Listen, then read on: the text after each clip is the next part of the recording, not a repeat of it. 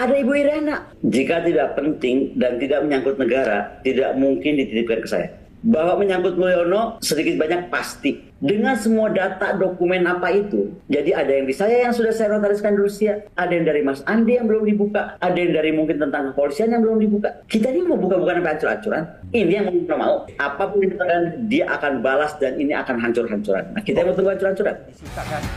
Tapi kemarin Ibu Koni dengan videonya menyatakan dokumen-dokumen Ibu Koni sudah selamatkan, dokumen-dokumen penting, dokumen-dokumen negara, mungkin juga dokumen-dokumen menyangkut pelanggaran yang dilakukan Mulyono. Ibu Koni sudah amankan di Rusia dan dinotariskan. Bisa nggak dikasih bocoran nih, apa salah satu yang paling urgent di dokumen itu? Ada nggak keterlibatan Mulyono di dokumen itu? Begini, saya jawabnya dengan tegas dan jelas ya. Yang pasti, jika tidak penting dan tidak menyangkut negara, tidak mungkin dititipkan ke saya. Oke, aman ya. Oke. Itu nomor satu ya. Bahwa menyangkut Mulyono sedikit banyak pasti. Apakah Mulyono saja? Belum tentu. Masih banyak yang lain juga. Tapi kalau ya dong. Oke. Tapi kalau sekarang saya ditanya lagi, kira-kira apa? Saya bocorin aja ya. Mulyono ini lupa ya. Ketika dia punya gubernur Lemhanas, namanya Andi Wijayanto. Oke. Ya, ini saya masuk sekarang ke Andi Wijayanto. Seorang gubernur Lemhanas namanya Andi Wijayanto. Saya tuh main dengan Lemhanas, dekat dengan Lemhanas itu sejak zaman Pak Muladi, zaman Bahla, ya kan? Oke. Lewat semua sampai Agus Wijoyo, ya kan? Dekat saya. Tapi setahu saya, selama saya berinteraksi dengan Lemhanas, tidak pernah ada seorang gubernur Lemhanas sedekat Andi Wijayanto dengan presiden. Tiap hari gubernur Lemhanas itu ketemu presiden. Dan itulah kenapa saya support Mas Andi, karena dia itu jadi National Security Council, act as a National Security Council. Kita kan nggak National Security Council. Nih dengarkan saya baik-baik tentang Andi Wijayanto. Tiba-tiba kasus Andi Wijayanto muncul dengan apalah berita nggak penting, waria itu nggak jelas, saya hidupan pribadi itu nggak tahu saya, dan saya udah hafal. Kalau orang udah dimunculkan kehidupan pribadinya, pasti orang ini takutin. Gue udah I've been there, I was there. Pak Abraham. File militer saya itu bisa diobrak-abrik, dipublish dengan segala macam BAP, tapi nggak diterangkan siapa nama orang itu. Namanya Letnan Kolonel Ali Sudibyo, saya buka sekarang namanya. Masih aktif. Dan bukan saya yang bermasalah, dia yang bermasalah makanya dia di penjara. Oke? Not me who started ya. Orang yang bocorkan ini, dan sekarang saya akhirnya bocorkan namanya. Oke? Dan dia mantan suami saya ketiga. Oke, clear ya? Jadi itu urusan rumah tangga.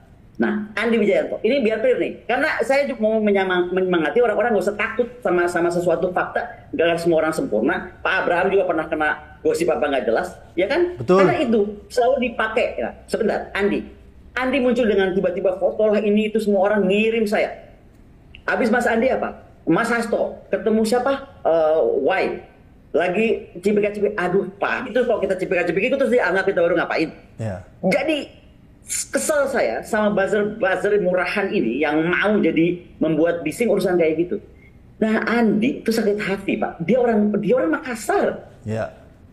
Rumah tangganya baik-baik, anak baik-baik, semua baik-baik. Track record Andi Wijayanto udah tahu.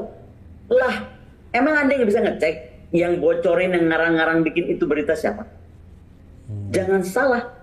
Of course Andi juga punya kartu truf yang tadi saya bilang. Mungkin dia punya kartu truf Ibu Iriana, by the way, jangan tenang-tenang Bu. Babak itu belum keluar. Oke? Nah, ada Ibu Iriana. Jadi salah kalau Mas Hasto ketemu mana? Ke Felicia untuk urusan pribadi. Aduh, nggak kelas kita lah ngurusin kelas pribadi orang, hak pribadi orang, mau ngapain aja. Oke? Balik nih. Jadi, Mas Andi itu pasti punya data juga. Belum lagi siapa? Coba contoh, kita lihat PDIP deh. Di PDIP itu ada apa ketua hukum ya, saya juga nggak tahu ya. Saya sering ketemu beliau, cuma saya hai aja soalnya. Pak Roni. Pak Roni itu mantan lawyer kasus Sambo. Apa kasus Sambo itu terbuka di publik kan enggak juga? Sebagai lawyer dia pasti tahu yang semuanya terjadi. Ini yang mau saya tanya. Dengan semua data dokumen apa itu, ya kan? Jadi ada yang di saya yang sudah saya notariskan di Rusia. Ada yang dari Mas Andi yang belum dibuka, ada yang dari mungkin tentang kepolisian yang belum dibuka. Kita ini mau buka bukan apa ancur-ancuran. Ini yang mau. Itu yang saya bilang nggak kasihan apa sama Pak Prabowo. Ini kan dia dengan kayak gini ini sebenarnya kan membuat Pak Prabowo jadi pusing. Pak Prabowo itu dalam perjalanan loh ke luar negeri kemarin. Dia pulang mendadak Pak gara-gara rame-rame ini. Tugas negara terganggu hanya karena ulah-ulah ini nih. Adik beradik bapak beranak ini nih. Ini maksudnya kenapa sih nggak diselesain aja? Aduh, sampai capek saya.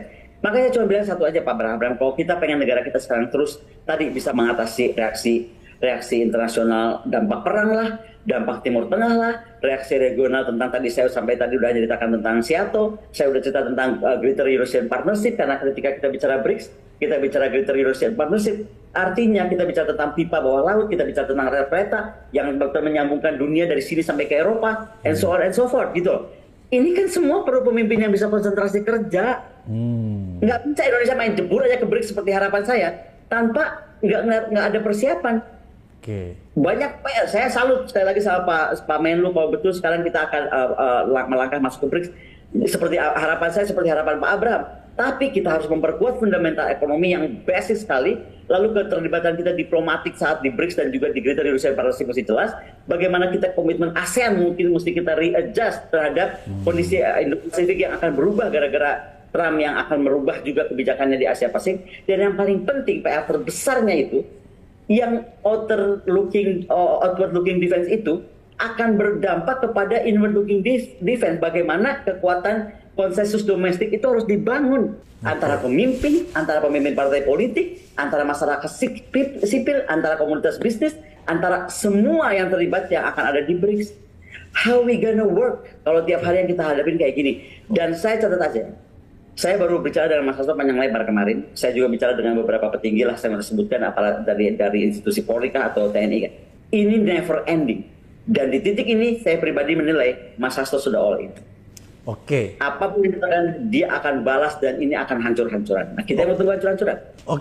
Menarik nih apa yang disampaikan Ibu Kony ya, bahwa Ibu Kony melihat bahwa sebenarnya kasus ini sudah lama direncanakan, seperti gitu ya. Kemudian yang kedua tadi Ibu Kony coba mengaitkan bahwa penetapan tersangka Hasto ini tidak jauh selang waktunya dengan pemecatan Jokowi dan keluarganya dari keanggotaan di PDI Perjuangan. Jadi seolah-olah ada balas dendam nih, tanda petik ya, ada balas dendam sehingga melakukan sesuatu yang bisa dikategorikan seperti yang tadi Ibu Kony katakan pembalasan lah, seperti gitu ya.